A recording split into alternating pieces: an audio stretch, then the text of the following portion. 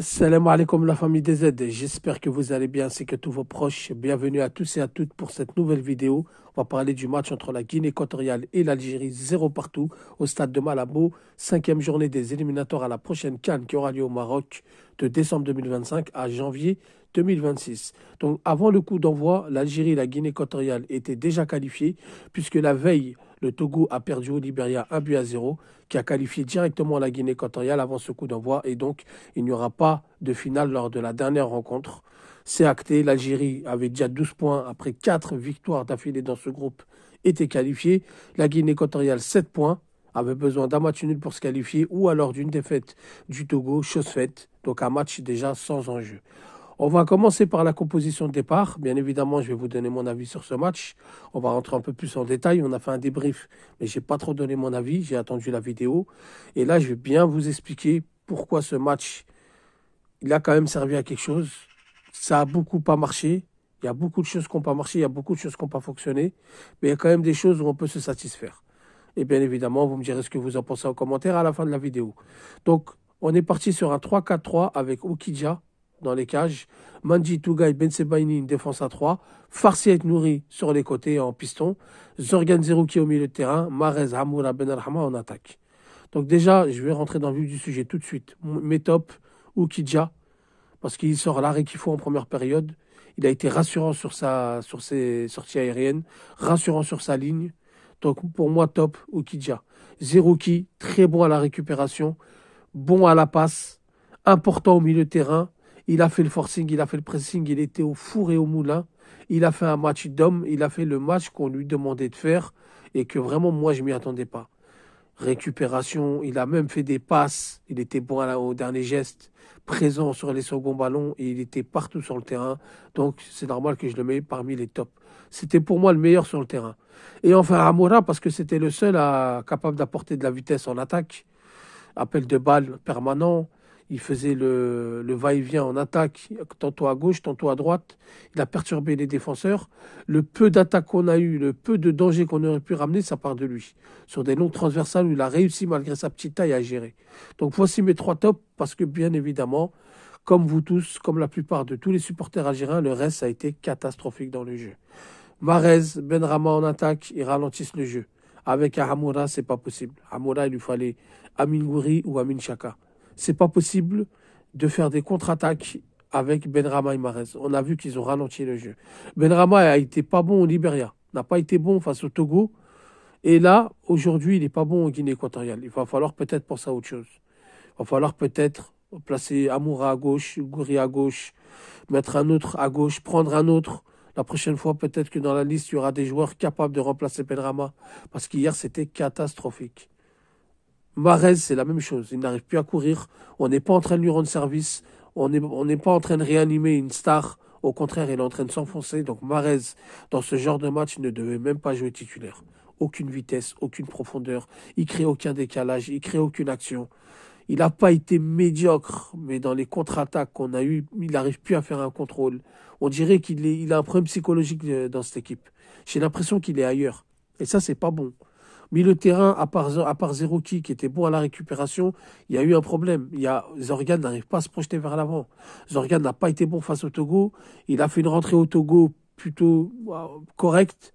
Aujourd'hui, il retombe dans ses travers. Zorgan n'arrive pas à se projeter vers l'avant. Zerouki récupérait beaucoup de ballons. Tout de suite, il fallait un milieu de terrain qui régule et qui va vite vers l'avant. Il revenait trop en arrière. Ça ralentissait trop le jeu. Donc Zorgan Zerouki, on a compris que c'est pas possible. Après, vous me direz, les amis, on a une cascade de blessures. On a Boudaoui absent, Maza qui s'est blessé, Awar qui est blessé. On n'a pas pris Belkebla, alors peut-être que c'est un problème de liste, finalement. Peut-être que c'est un problème de liste. Peut-être que c'est un problème de 11 rentrants. Mais il y a un problème dans nos 11 types à chaque fois. Première mi-temps, on n'arrive pas. Deuxième mi-temps, bon, on s'attend toujours à ce que Pektovic fasse des réglages. Sur ça, il est bon, mais hier, il n'y a eu aucun réglage. Même les entrants, Madani qui remplace Ben Sebaini alors qu'on a tout bas. À un moment donné, c'est pas avec ça qu'on va aller loin, Petkovic. Benzia qui remplace Zorgan à la 70e. Kendoussi qui remplace Marez alors qu'on a Abdelli. On a Touba qui dorme sur le banc, on a Abdelli qui dorme sur le banc. Gouiri qui remplace Benrahma à la 76e. Alors que depuis le début, il fait un mauvais match. Et enfin, la seule satisfaction aussi, c'est Chaka qui a ses premières minutes. Donc il est international algérien. C'est bien pour lui quand il rentrera en club au FC Copenhague. Donc voilà, dans l'ensemble, ça a été médiocre dans le jeu. Ça a été dégueulasse. Ait Nouri qui n'arrive pas à faire une percée. Alors oui, il y a l'état de la pelouse. Oui, c'est vrai que le terrain, ça y compte. Le climat, ça y compte. Mais Ait Nouri est en train de prendre de l'expérience avec cette équipe d'Algérie. Il s'installe. Donc il devrait connaître ce genre de match maintenant. Il en a fait à l'extérieur. Donc ça manque de percussion. Ça manque de vitesse. Farsi, il a fait ce qu'il pouvait. Mais quand tu joues avec un Marez et un Zorgan au milieu de terrain, c'est compliqué. Il a fait ce qu'il pouvait, même s'il a perdu des balles dangereuses en première mi-temps. Il s'est donné, il a fait ce qu'il pouvait, il a voulu provoquer, mais c'était compliqué sur son côté. Et enfin, la charnière centrale, Manji, Tougaï, Ben Sebaini, enfin, cette défense à 3 plutôt, moi, ça me convient, sauf que Tougaï, bon, j'aurais mis Touba pour tester, j'aurais mis Touba pour le faire entrer dans le 11, voilà, pour qu'il prenne ses marques et ses repères, parce que je pense que c'est mieux Touba que Tougaï. Mais en tout cas, Tougaï a fait son match, Aïssa Manji a fait son match, Ben Sebaini a fait son match, même s'il est sorti à la mi-temps suite à une gêne musculaire. On espère rien de grave, on espère qu'il reviendra très très vite. De toute façon, contre le Libéria, on fera des vidéos, on va parler du Libéria à partir de maintenant, mais ça ne sert à rien de le mettre. En tous les cas, voilà ce que j'ai pensé de ce match. Manque de vitesse, manque de percussion, manque de rythme. Par contre, la seule satisfaction que j'ai, c'est qu'on devient solide. On devient solide, défensivement, on s'est solidifié.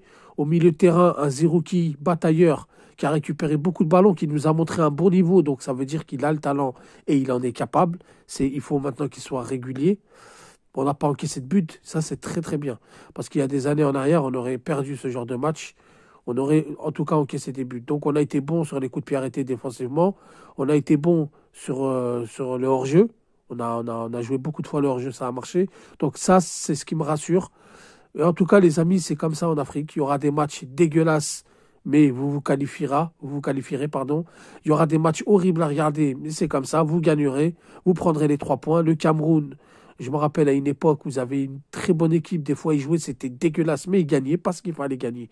Il y a des matchs en Afrique, il faut gagner, c'est tout. Peu importe le jeu. Moi, je m'attendais à ce genre de match. Si vous écoutez ma dernière vidéo, j'avais dit qu'ils vont jouer sur nos faiblesses en défense et au milieu de terrain et qu'ils allaient bien se regrouper au milieu de terrain. C'est ce qu'ils ont fait parce que la Guinée équatoriale joue comme ça. Et donc, on est resté solide parce qu'on a eu beaucoup de blessés. Malgré ça, on n'a pas encaissé de but. Et ça, c'est très bien pour la suite. Donc, la défense commence à tenir de mieux en mieux. Le milieu de terrain, suffit de changer les organes et tout ira bien. Et en attaque, on enlève Marez et Amoura. On met autre chose et on se rendra compte qu'il y aura plus de vitesse, plus de percussion.